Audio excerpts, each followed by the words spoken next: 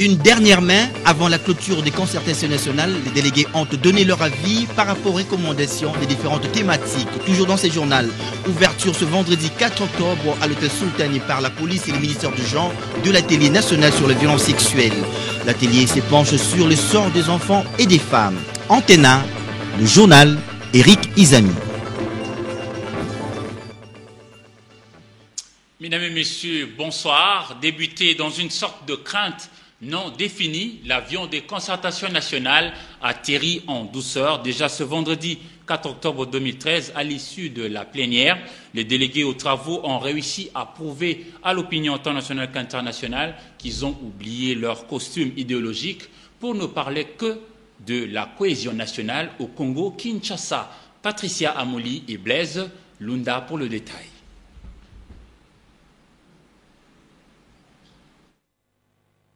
Vendredi 4 octobre, les délégués aux concertations nationales se sont attardés sur les résolutions de la thématique liée à l'économie, secteur productif et finances publiques en RDC. L'atterrissage en douceur a enchanté tout le monde sans distinction aucune. Toutes les questions ont été examinées sans tabou et je crois que c'est une avancée significative dans notre pays parce que la cohésion nationale, ce n'est pas seulement les postes. La cohésion nationale, c'est que chacun doit se retrouver dans tout ce qu'il fait. La répartition équitable des revenus au niveau des provinces. Les recommandations d'organiser l'armée, la police et les élections à partir de la base réconfortent les uns et les autres. Je crois qu'avoir des écoles de formation de l'armée dans toutes les provinces, ça ne peut être qu'une bonne chose pour notre État. Comme on dit toujours, la meilleure défense, c'est l'attaque. Nous devons avoir des militaires qui sont en mesure de combattre et défendre l'intégrité du territoire. Voilà pourquoi ils doivent passer par la formation. Les bonnes résolutions, il y en a toujours eu, mais quelles sont les garanties de l'application? Lorsque le Congrès va se réunir, je crois que tout ça, le président va donner encore la marche à suivre, la marche post-concertation à suivre, de manière à ce que tout ce qui a été dit ici, pour l'intérêt supérieur de notre pays, pour l'intérêt supérieur de notre peuple, pour l'intérêt supérieur de nos compatriotes, femmes, hommes, enfants, qui ont beaucoup souffert, pour l'intérêt supérieur de notre écosystème qui a souffert à l'Est, au Nord Kivu, au Sud Kivu, province orientale, même en partie au Katanga, pour que cet intérêt supérieur puisse primer. En quoi les concertations nationales sont-elles différentes des travaux parlementaires à l'ordinaire? À vrai dire, il n'y a pas eu beaucoup de nouveautés, mais on a essayé seulement de rappeler la manière dont l'État doit fonctionner. Et ce qui est important maintenant, c'est de voir comment mettre en place les mécanismes de contrôle de l'État. Promises en décembre 2012, ces assises ont été concrétisées 8 mois après et pour l'instant, ce qui importe, c'est la concrétisation des compromis en vue de la cohésion nationale.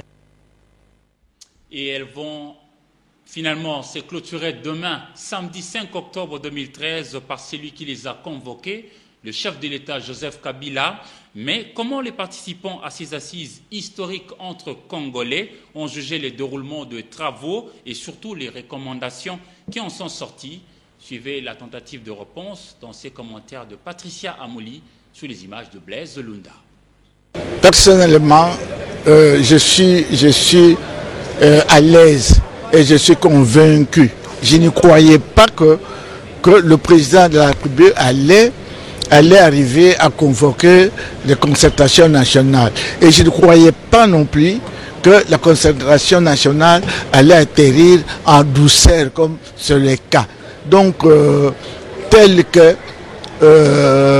les 5 thématiques ont présenté leurs rapports et leurs recommandations, je suis convaincu qu'il y a plus de chances, que cela se termine. Donc, pour moi, c'est une Bible que les concertations nationales ont mise à la disposition du président de la République et du gouvernement. Nous sommes arrivés à juguler ces différents problèmes qui ont été soulevés, entre autres la cohésion, entre autres la paix sociale, entre autres la compréhension mutuelle. Et moi je dis toujours que le Congo, le Congo, notre pays, est fort lorsque nous sommes ensemble. Si nous avons des voix partagées ou des voix diversifiées, je peux vous rassurer que nous serons un éléphant toujours malade. les investissements en matière de sport doivent être conséquents. Les résultats dans le sport ne sont pas des générations spontanées. Parce qu'on est Congolais, c'est vrai qu'on peut gagner même si on ne s'est pas préparé. Les résultats se préparent. Aujourd'hui, le sport est devenu une science. Et en tant que science, il faut justement comprendre les mécanismes, les préparations, la détection, les éléments qui entrent en compte dans la préparation de nos différentes équipes. Je pense que nous avons un potentiel, c'est le nombre d'habitants. Nous avons, imaginez dans les 70 millions d'habitants, qu'est-ce qu'on ne peut pas trouver comme athlète, comme dirigeant, comme talent dans notre pays. Va-t-on aboutir à un autre gouvernement? À cette question, personne d'entre les délégués aux concertations nationales ne confirme. En plus, personne également ne le rejette totalement. Tous devront attendre la décision finale de la part du chef de l'État, Joseph Kabila Kabange, Patricia Amoli et Blaise Lunda. Peu avant la tenue des concertations nationales, Léon Kengo Adondo avait émis une hypothèse de la formation d'un gouvernement d'ouverture. Ces propos avaient fait soulever des vagues en tous sens. Aujourd'hui, les assises des concertations nationales se terminent et de plus en plus, cette réalité est évoquée notamment dans les couloirs du Palais du Peuple. D'union nationale, de cohésion, d'ouverture, ce dont je suis sûr, ce n'est pas à moi de le confirmer, c'est au président de la République. C'est lui qui nomme le Premier ministre. C'est lui qui forme le gouvernement.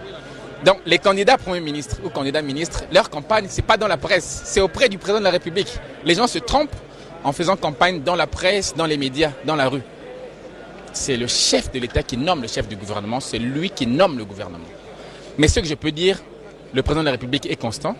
Il avait promis, le jour de son investiture, de travailler avec tout celui qui a la passion du Congo. En fait, nous sommes devant un homme constant et déterminé.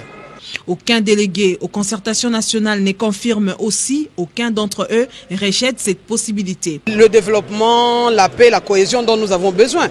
On peut mettre qui on veut au gouvernement, mais l'essentiel c'est quoi? C'est de travailler pour le pays. L'essentiel c'est quoi? C'est de travailler avec les règles. L'essentiel c'est quoi? C'est de travailler pour toute la population. Donc, que l'on garde les mêmes ou que l'on puisse ouvrir le gouvernement, ce n'est pas ce qui porte le plus en ce qui me concerne. C'est plutôt des hommes et des femmes qui devront être des hommes et des femmes d'État. Va-t-on être obligé au nom de la cohésion nationale restructurer la configuration actuelle du gouvernement ou carrément en remplacer par un autre? Le tout sera à l'appréciation du chef de l'État Joseph Kabila, garant de la nation. Une délégation de 15 membres du Conseil de sécurité de l'Organisation des Nations Unies arrive ce soir du 4 octobre 2013 à Kinshasa. Ces diplomates onusiens auront des entretiens avec les autorités RD congolaises dans la journée de demain, samedi 5 octobre 2013, sur l'évolution de la situation sécuritaire en République démocratique du Congo, et le dimanche 6 octobre, ils vont se rendre dans quelques pays de la région de Grand Lac, notamment au Rwanda et en Ouganda, pour discuter successivement avec les deux chefs d'État, c'est-à-dire Paul Kagame et Yoweri Kaguta Museveni. Dans le cadre de la lutte contre la pauvreté et dans les soucis d'assurer l'accès équitable et égalitaire aux services de base, le ministère des Finances, en collaboration avec ses partenaires, le Programme des Nations Unies pour le développement PNUD et l'UNCDF, a procédé ce vendredi 4 octobre 2013 au lancement officiel du processus MAP en République démocratique du Congo. Ce processus vise l'accès de personnes exclues du circuit bancaire classique aux services tels que l'épargne, le crédit, l'assurance et le transfert à un prix raisonnable. Polydor Ngaziami. Rendre possible l'inclusion financière, c'est favoriser l'accès et l'utilisation des services de financement aux personnes habituellement exclues des circuits bancaires classiques, notamment les femmes et les jeunes. C'est l'objectif poursuivi par le gouvernement congolais à travers le processus Making Access to Financial Services Possible, MAP, dont le lancement est intervenu ce 4 octobre au Grand Hôtel Kinshasa. En ligne avec le programme d'action du gouvernement, il s'agit pour nous d'améliorer l'intermédiation financière afin de permettre au secteur financier de jouer véritablement son rôle d'accompagnement de l'économie et d'appuyer les actions relatives à la dynamique communautaire. De ce fait, la réalisation d'un diagnostic stratégique et approfondi de la demande, de l'offre, de l'infrastructure financière et de la réglementation du secteur, comme cela venait de nous être indiqué, s'avère absolument nécessaire. C'est ce qui est appelé la finance inclusive, un levier pour encourager la création ou la consolidation des micro-projets dans les zones rurales et l'autonomisation des femmes. Et le PNUD, à travers son unité de croissance inclusive et développement durable, accompagne l'initiative MAP pour renforcer la composante moyen d'existence durable. Avec ses partenaires de la coopération belge, suédoise et britannique, le gouvernement congolais poursuit ainsi la réalisation de l'objectif du millénaire pour le développement numéro 1, qui est la lutte contre la pauvreté et l'accès aux services de base. Pour rappel, l'objectif de cet atelier de lancement du MAP est de partager avec les partenaires la méthodologie et le calendrier des activités afin d'obtenir leur adhésion et leur participation active tout au long du processus. 109 dossiers sinistrés ont été payés hier jeudi 3 octobre 2013 par l'assureur national, la SONAS.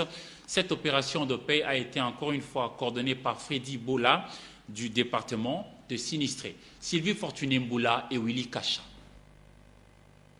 Il suffit de souscrire à une police d'assurance pour se faire payer en cas de sinistre par l'assureur national. Cette paye, rappelons-le, s'effectue tous les jeudis à l'espace jeudi sinistre délimité. Ici, l'assureur institutionnel indamise le dossier qui ont suivi les procédures telles qu'exigées à partir des agences conformément à la loi pour se faire payer. Les dossiers sinistres sont examinés et payés sans complaisance.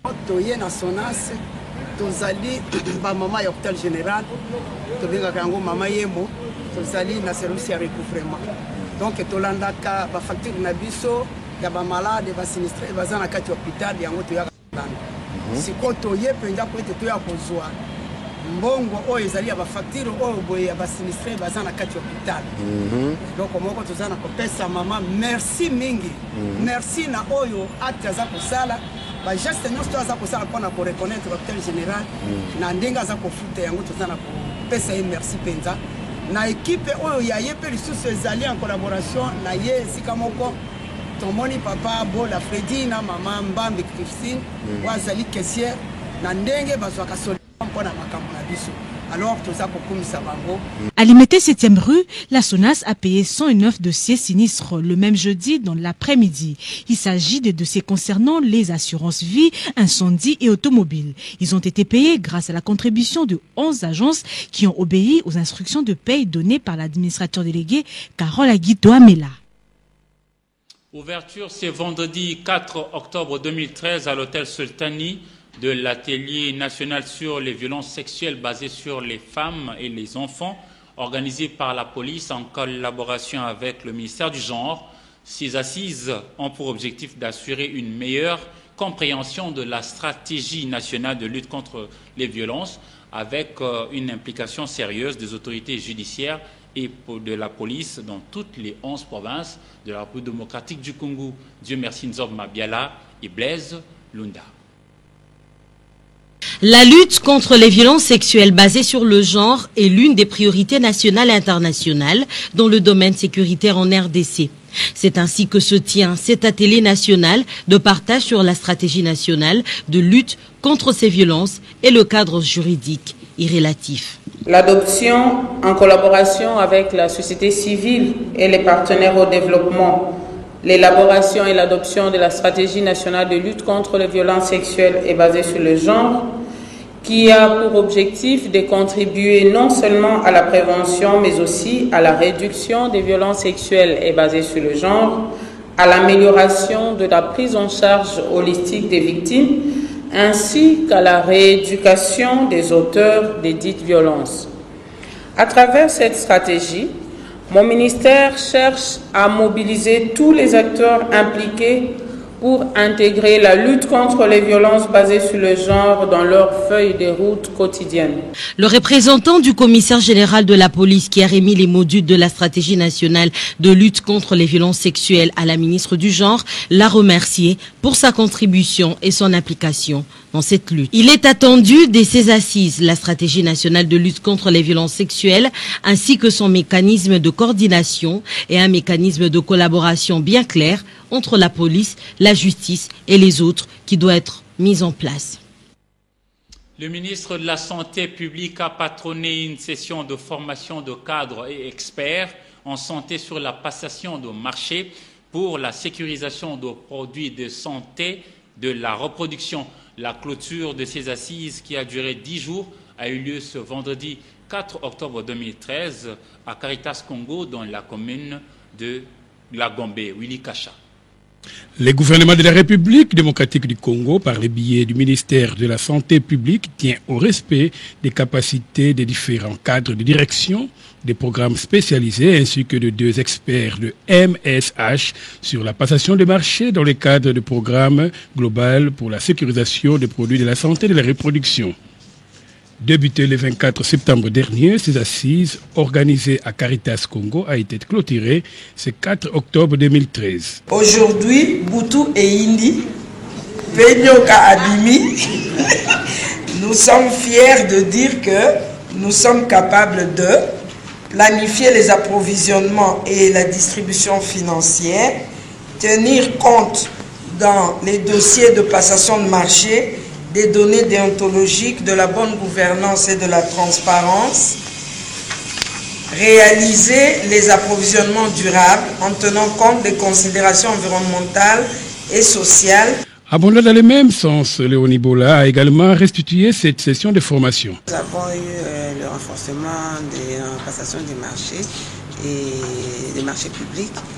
C'est-à-dire, nous avons eu 9 jours, nous avons eu la formation à partir d'un facilitateur international et des 4 co-facilitateurs nationaux et aussi l'inspectrice des services pharmaceutiques du Niger. Et nous avons retenu ceci, c'est que nous allons former un réseau pour continuer à avoir un suivi de façon continue, et nous allons mettre en pratique les nouvelles notions que nous avons apprises par rapport aux différentes étapes sur le processus de passation des marchés publics. Le représentant du numéro 1 de l'INFPA RDC a salué la disponibilité des participants et a promis à ces derniers le soutien de l'INFPA dans l'exercice de leur travail. Le monde entier a célébré ce vendredi 4 octobre 2013 la journée des enseignants. À ce sujet, une cérémonie a été organisée par l'UNESCO au Centre de recherche des enseignants à la Gombe sous les thèmes « Appel ». Dieu merci Nzob Mabiala. La célébration de cette 20e journée mondiale des enseignants organisée par l'UNESCO au Centre des enseignants était une occasion pour lancer un appel aux enseignants de la République démocratique du Congo pour leur implication dans l'amélioration de la qualité de l'enseignement. Améliorer la formation initiale des enseignants par la professionnalisation permet de disposer des enseignants qualifiés pour assurer une éducation de qualité et atteindre les objectifs de l'éducation pour tous. En plus d'une formation de qualité, les enseignants doivent bénéficier de plus de soutien en termes de développement des plans de carrière, des rémunérations et d'autres incitations, en particulier pour les enseignants évoluant dans des zones en conflit ou dans des zones reculées.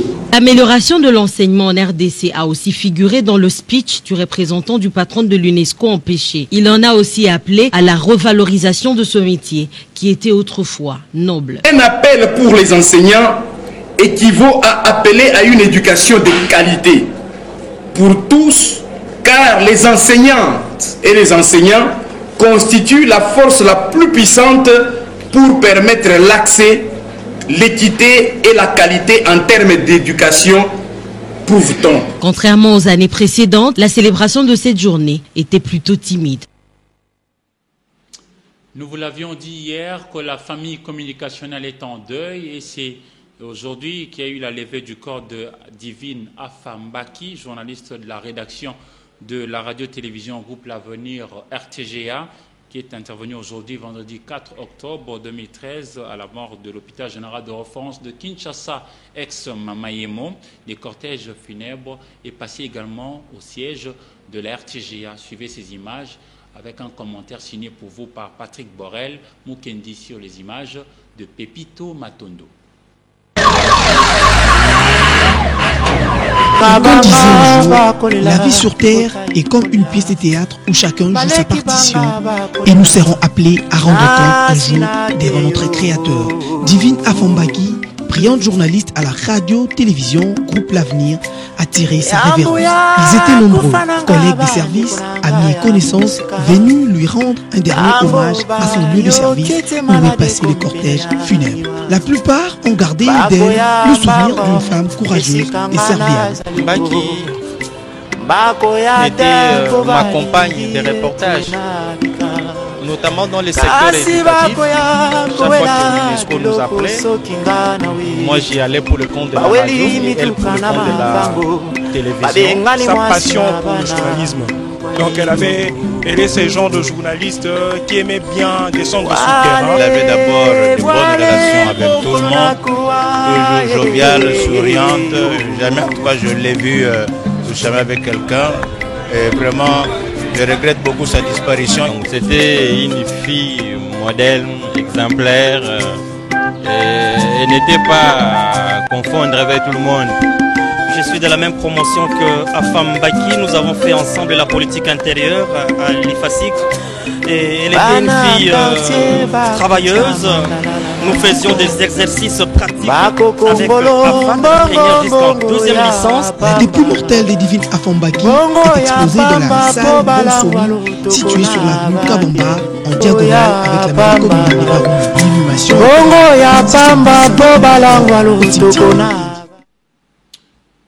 Notre prière est que le bon Dieu mette l'âme de notre consort près de fleurs et parmi les glorieux. Nous allons prendre à présent la page magazine concernant la SONAS, qui a un nouveau directeur régional pour la ville de Kinshasa. Celui-ci a reçu de sa hiérarchie la mission de faire respecter les instructions de la haute direction, surtout en ce qui concerne l'objet social de cette entreprise du portefeuille de l'État, à savoir payer les dossiers sinistres. Suivez plutôt sa visite à l'espace Jeudi Sinistre et quelques réalisations de la SONAS depuis son entrée en fonction. Willy Kacha et Sylvie Fortuné Mboula. À la SONAS depuis sa création en 1966.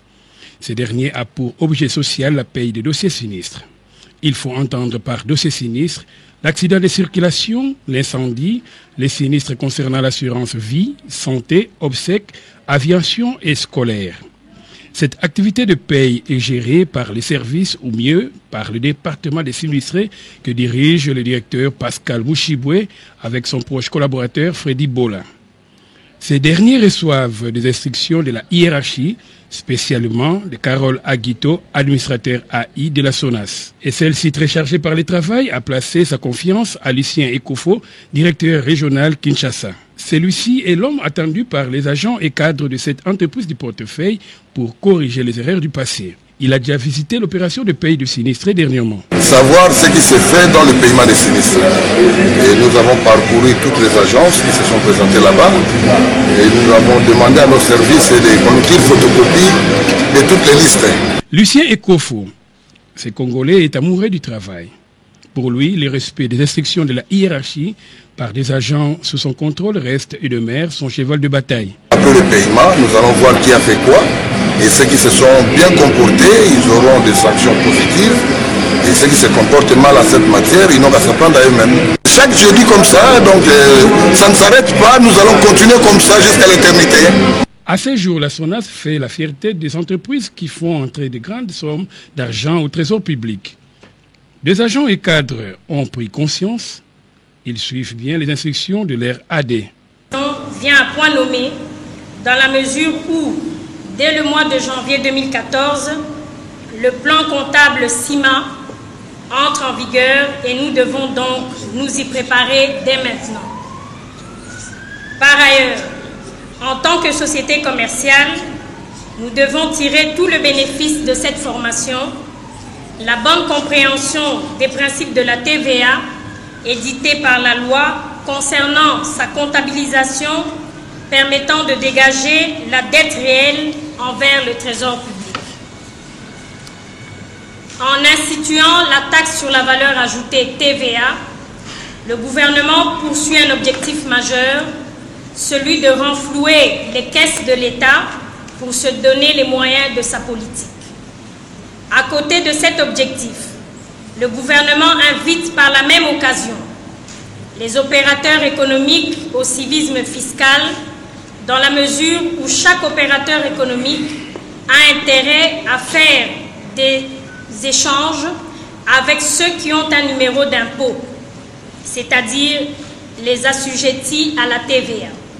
Depuis que Carole Aguito Amela est à la tête de la SONAS, plus de grèves, les agents sont à leur poste de travail à l'heure, les sinistrés sont payés régulièrement. L'argent, communément appelé réparation, pour le compte de mon client. La SONAS a réparé le dommage qui a été causé à mon client. La victime est décédée suite à un accident et la SONAS a pris en charge, la SONAS est en train de payer. C'est une obligation faite par la loi. C'est lui qui a une maison, des véhicules, il doit rassurer. C'est une garantie pour eux, une garantie aussi pour les victimes, les éventuelles victimes. J'ai la joie de vous informer que la SONAS vient enfin de solder l'indemnité de mon sinistre. J'étais sinistré, j'ai connu un accident depuis le mois d'avril l'année passée. Et ça a pris du temps, mais je remercie le comité de gestion de la SONAS. Je remercie également l'agence de Calamou qui a quand même fourni beaucoup d'efforts pour arriver à apurer justement ces paiements. Ce n'est donc pas de la magie. Il suffit de souscrire à une police d'assurance pour se faire indemniser en cas de sinistre par la SONAS les jeudis de chaque semaine. Nous allons à présent lire les journaux dans une sélection et commentaires signés pour vous par Sylvie Fortuné Mboula.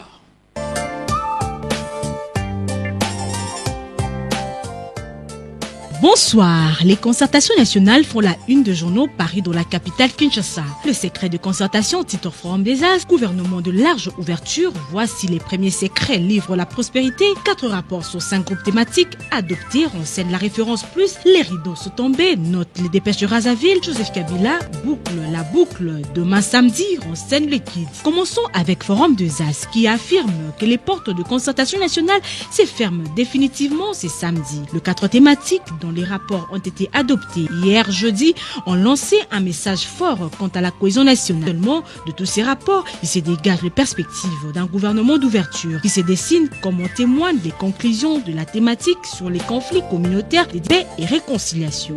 Restons dans la thématique conflits communautaires, paix et réconciliation où les dépêches de Brazzaville reviennent sur une emphase particulière qui a été mise sur la nécessité d'impliquer les populations locales dans les processus de distribution de terres, de dépolitiser les services publics de l'État. Dans la foulée, ces groupes a plaidé pour les rapatriements du corps du défunt maréchal Mobutu afin de cimenter la cohésion nationale ainsi que la promotion d'une cohabitation pacifique entre communautés antagonistes. Et pour ce qui est de la recommandation de la thématique sur la bonne gouvernance, démocratie et réforme institutionnelle, la prospérité note qu'il a été préconisé, entre autres, que dans le cadre du renforcement de la cohésion nationale, des réformes institutionnelles soient menées en vue d'assurer la participation de forces vives de la nation à la gestion du pays dans le cadre de la politique d'ouverture prônée par le chef de l'État. C'est ici, vaguement, qu'une brèche a été ouverte pour la mise sur pied d'un exécutif consensuel. Hier, à la plénière de concertation nationale, 4 rapports sur 5 groupes thématiques adoptés titrent la référence plus. Joseph Kabila boucle la boucle demain, une majorité présidentielle élargie en gestation, note les guides. Dans l'esprit du consensus, l'actuelle majorité devrait cohabiter avec l'opposition et la société civile, c'est-à-dire toutes les composantes ont les devoirs de se fondre en vue de gérer collectivement les affaires de l'État. En marge de ces assises, il a été élaboré un programme gouvernemental minimum lequel sera appliqué par ces nouveaux gouvernements. Minimum avec lequel sera appliqué par ces nouveaux gouvernements. Les maximums nous parlent plutôt du prix non-sam pour le réfugié. 2 jours après avoir reçu l'une des principales distinctions humanitaires au monde, la sœur Angélique Namaïka a rencontré mardi 1er octobre 2013 le pape François au Vatican à la suite d'une audience générale sur la place Saint-Pierre. Lors de ma rencontre avec le Saint-Père, je lui ai dit: je suis originaire de la RDC et je porte avec moi les femmes et les enfants qui ont été victimes des atrocités commises promise par la LRA. Et le pape lui a répondu: je connais votre cause, vous devez continuer à aider les réfugiés et les personnes déplacées. Il faut rappeler que le 30 septembre 2013, le HCR a remis à la religieuse âgée de 46 ans la médaille de la prestigieuse distinction Nansen pour les réfugiés en reconnaissance de son travail inlassable et courageux au bénéfice des rescapés. Terminons avec cette nouvelle que rapporte l'Observateur du riz japonais bientôt à Kinshasa.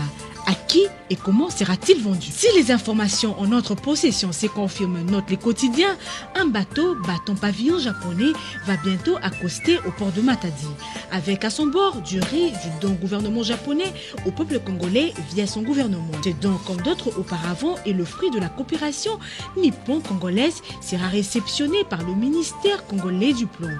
À qui ce riz sera-t-il vendu?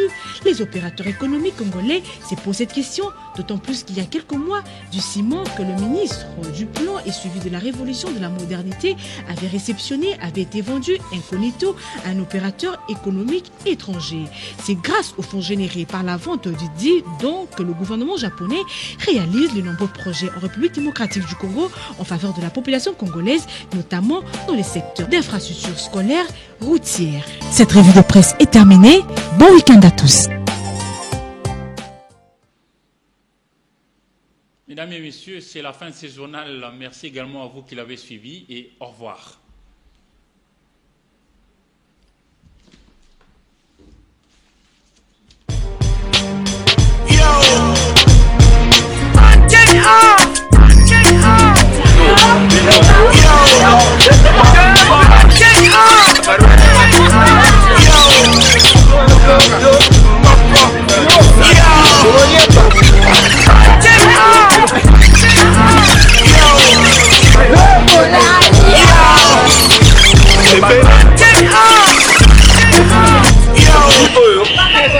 Lingala facile et au bon moment parce que Goma français facile.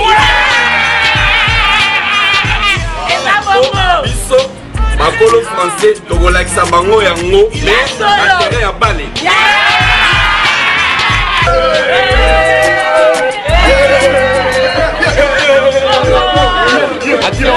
Mwana sera abandi kotambola sika bayembelaka nini mwana 2 ans mwana 15 ans okokompaye bango okokola biso ndenge batambolaka bapesa bamercenaire